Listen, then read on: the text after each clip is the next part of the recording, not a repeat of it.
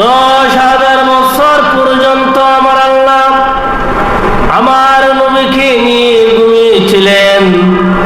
আমার আল্লাহ পাক রব্বুল আলামিন কুদরতি ঘুম ভাঙলেন। ভাঙিয়া দেখে আমার নবীজির চেহারা মোবারক দিয়ে গাম মোবারক পড়তেছে। এক ফুটা গাম মোবারক আমার আল্লাহ হাতে নিলেন, নিয়ে আবার ঘুমায়ে গেলেন। আবার 10,000 বছর পর আমার আল্লাহ পাক রব্বুল আলামিন ঘুম ভাঙলেন। ঘুম ভাঙিয়া তাকায় দেখে আমার নবীজির চেহারা মোবারক থেকে গাম মোবারক বাইর হইতেছে। আর এক ফুটা গাম মোবারক লইলেন, বলেন না সুবহানাল্লাহ। 10 10 20 দুইবারে 2 ফুটা লইছে। এবার আমার আল্লাহ পাক রব্বুল আলামিন আবার কুদরতি ঘুমায় গেলেন। ঘুমানোর পর আবার 10,000 বছর পর আমার আল্লাহর ঘুম ভাঙলেন। ভাঙ্গিয়া তাকায় দেখে আমার নবীজির চেহারা মোবারক থেকে গাম মোবারক বাইর হইলেন। আর এক ফুটা লইলেন, 3 ফুটা। কয় ফুটা হয়েছে? এবার আমার আল্লাহ আবার ঘুমায় গেলেন। আবার 10,000 বছর পর আবার আরেক ফুটা লইলেন, আবার ঘুমায় গেলেন। আবার 10,000 বছর পর আরেক ফুটা আমার আল্লাহর কুদরতি হাতে লইলেন। এবার 50,000 বছর হয়েছে। কয় বছর? 50,000 বছর পর আমার নবীজি ঘুম ভাঙলেন।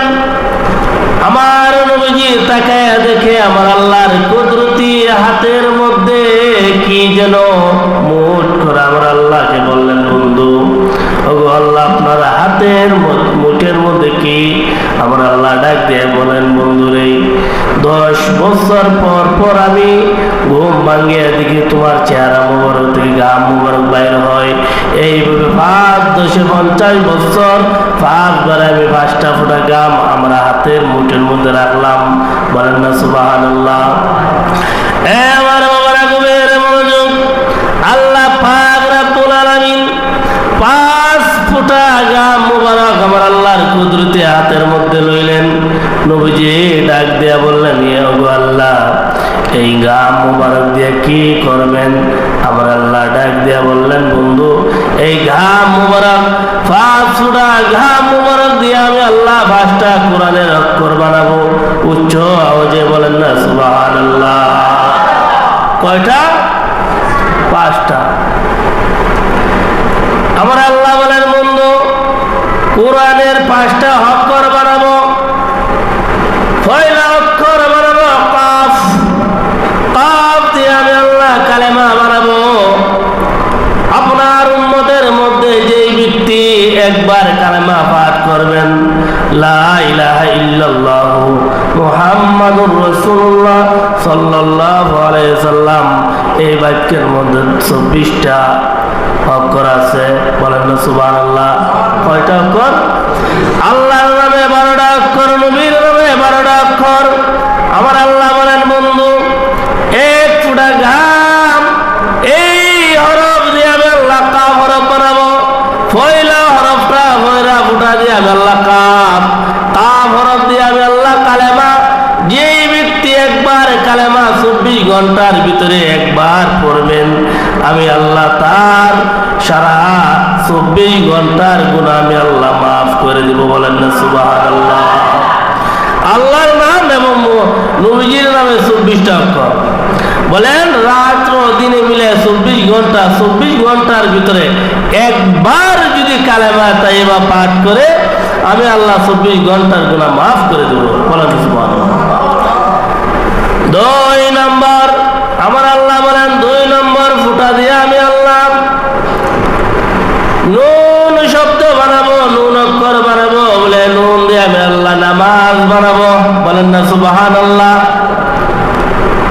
যেই ব্যক্তি নামাজ পড়লো তার ইন্নাস সালাতা তানহা আনিল ফাহশাই ওয়াল মুনকার, ছোট বড় অন্যায় অবিচার থেকে আমার আল্লাহ তারে বাঁচায় রাখবেন। সে কখনো অন্যায় করবে না। এই নুন দিয়ে আমি আল্লাহ নামাজ বানাবো। আপনার গুনাহগার উম্মতরা যদি 5 ওয়াক্ত নামাজ পড়ে অভাব অনটন দূর হয়ে যাবে, রিজিকের মধ্যে বরকত হবে, জান্নাত নসিব হবে। বলেন না সুবহানাল্লাহ। 3 নম্বর ফুটা দিয়ে আমি আল্লাহ বানাবো।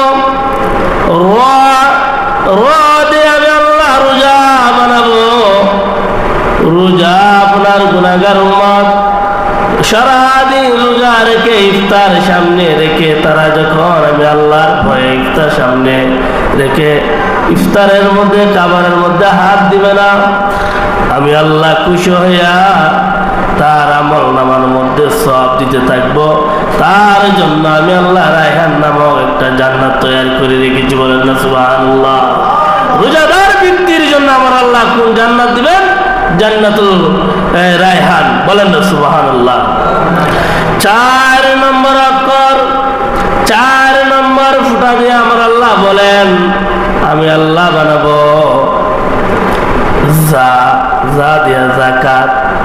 আপনার গুনাহগার উম্মত সারা বছর রুজি রোজগার করে সম্পত্তি বাড়াইয়া বছর শেষে যখন যাকাত দিবে গরিব মিসকিনদের, আমি আল্লাহ তার সম্পত্তি পবিত্র করে দিয়ে দিব। বলেন না সুবহানাল্লাহ।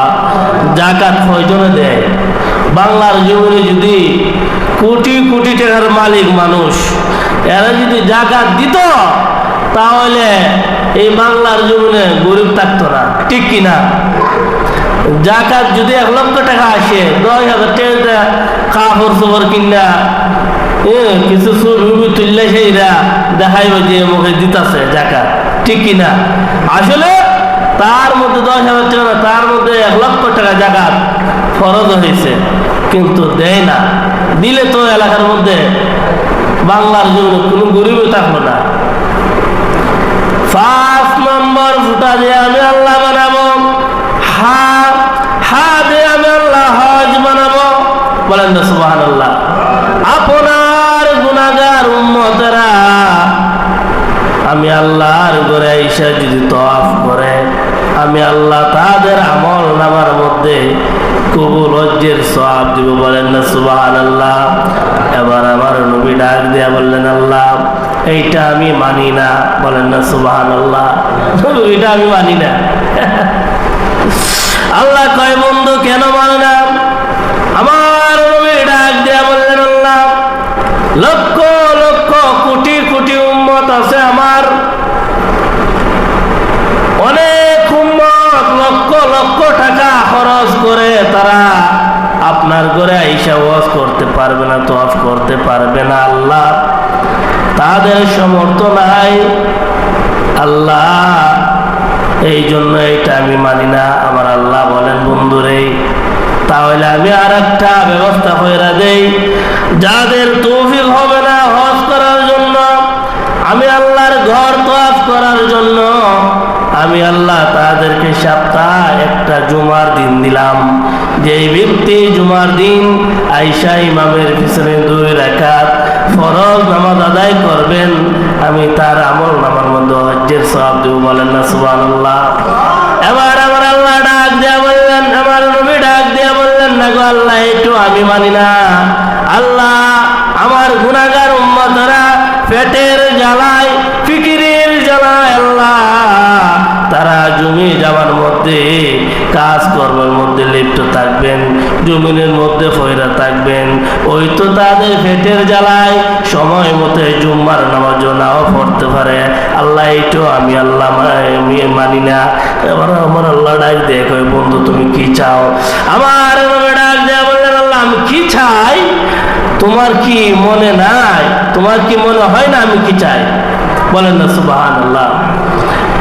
এবার আমার আল্লাহ ডাক দেখ হয় বন্ধু তোমার গুনাহগার উম্মতের জন্য আমি আল্লাহ একটা ব্যবস্থা কইরা দেই, তারা লক্ষ লক্ষ টাকা খরচ কইরা হজ করতে পারবে না, আমি আল্লাহর ঘরে আসতে পারবে না, তারা পেটের জ্বালায় বন্ধ ভাতরে ফিরে থাকবেন, সময় মতো জুম্মার নামাজে তারা আসতে পারবে না।